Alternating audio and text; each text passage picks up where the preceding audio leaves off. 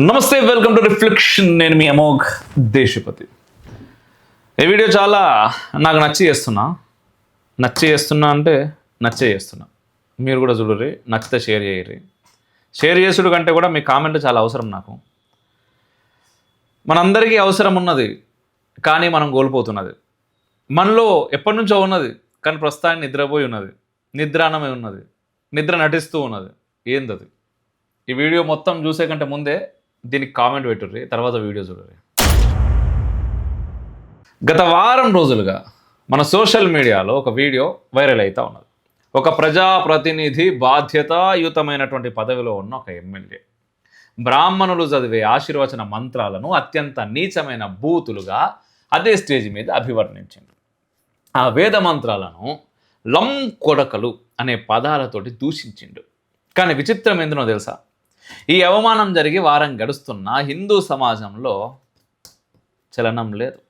పోని ఆ వేదాలను తమ ప్రాణప్రదంగా భావించే బ్రాహ్మణ సమాజంలోనైనా పోరాట పటిమ కనిపిస్తున్నదా అంటే అది శూన్యం. ఈరోజు నా ప్రశ్న నిజంగా నేరుగా బ్రాహ్మణ సమాజానికి, ఎక్కడికి పోయింది మీలోని క్షాత్రం?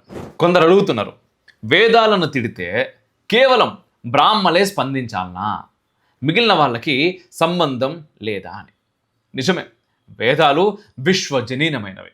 అవి మానవాళికి దిక్సూచులు. కానీ వేల ఏళ్ళుగా ఎన్ని దాడులు జరిగినా, ఎన్ని తలలు తెగినా తన పొట్ట మార్చుకొని కూడా ఆ వేదాలను కంఠస్థం చేసి తర్వాత తరానికి అందించిన బాధ్యత బ్రాహ్మణుడి.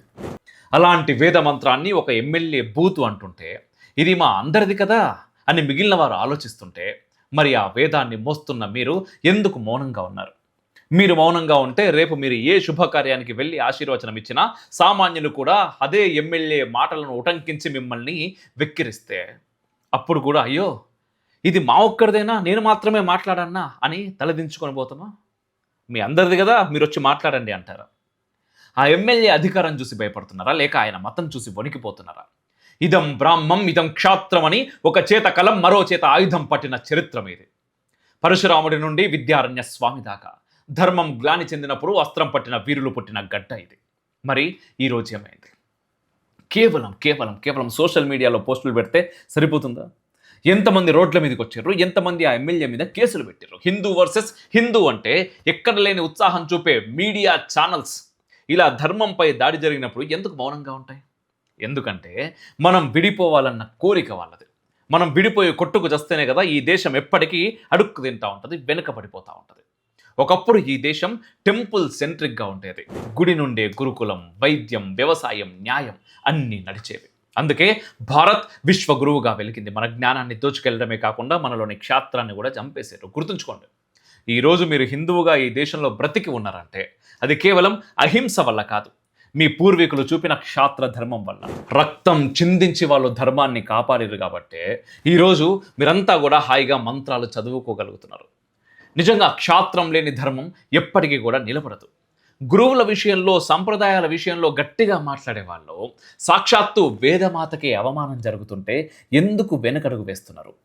అధికారం శాశ్వతం కాదు, రాజకీయ నాయకులు వస్తూ ఉంటారు, పోతుంటారు, కానీ సనాతన ధర్మం శాశ్వతం. దాన్ని కాపాడుకోవాల్సినటువంటి బాధ్యత మీది, మాది, మనందరి పైన ఉన్నది. ఇప్పటికైనా మేలుకోర్రి. ఆ ఎమ్మెల్యే వచ్చి నా మాటలు నేను వెనక్కి తీసుకుంటున్నా అన్నాడు తప్ప ఎక్కడన్నా క్షమించండి అనే మాట మాట్లాడిందా? మాట్లాడలేదు.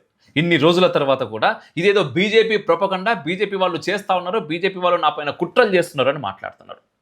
వేదమాత, ఈ భరత భూమి వేదభూమి అంటాం, ధర్మభూమి అంటాం, కర్మభూమి అంటాం.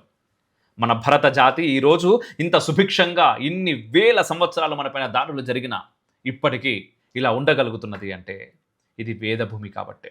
అటువంటి వేదమాతని అవమానపరిచినటువంటి వ్యక్తి ప్రజాప్రతినిధి. మనకు ఎక్కడికి వెళ్తున్నాం? ఆ వ్యక్తిని మనం అట్లీస్ట్ మాట్లాడలేకపోతున్నాం, ఎదిరించలేకపోతున్నాం, అడగలేకపోతున్నాం. ఎటువంటి దిగజారుడు ఇది? మనలో ఉన్న క్షాత్రం ఎటుపోయింది? నిద్రపోయిందా? నిద్ర నటిస్తూ ఉందా? ఫస్ట్ అడిగినా కదా, దానికి కామెంట్ చెప్పుర్రి. ఓన్లీ కామెంట్లు చేయడం ద్వారా ఏమవుతుంది? కామెంట్ చేసేవాళ్ళు కూడా గతి లేరు. ఈ మధ్యకాలంలో భయపడుతున్నారు. ఎందుకు భయం? ఎవరిని చూసి భయం? జై హింద్, మేరా భారత్ మహాన్.